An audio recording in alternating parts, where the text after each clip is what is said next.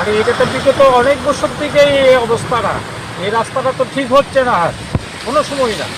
মানুষের চলাফেরা করতেও পারতেছে না, গাড়ি ঘোড়া যাইতেও পারতেছে না। এটা হাঁটু জলের উপরে থাকে বৃষ্টি হইলেই। হ্যাঁ, বৃষ্টি হইলে, যে কোনো বৃষ্টি, একটু বৃষ্টি হইলে এটা জল বাইরে যায়। আর এটা কেন গভর্নমেন্ট বা পূর্ত দপ্তর এরা কেন দিতেছে না, এটা তারা জানে।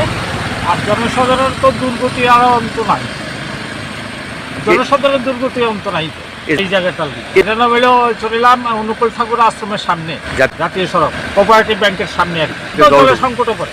এইটা কত জল তারা ঘরে বাড়ি সব উঠতে দেবো। আমরা চাইতেছি এটা যেন উৎসাহ করে দেওয়া হয়।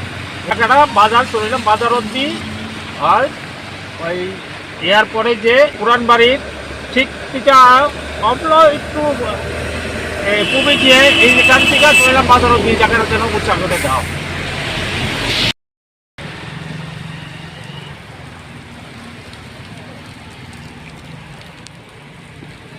শরীরাম অনুকূল ঠাকুর আশ্রমের জন্য ভয়াবহ অবস্থা।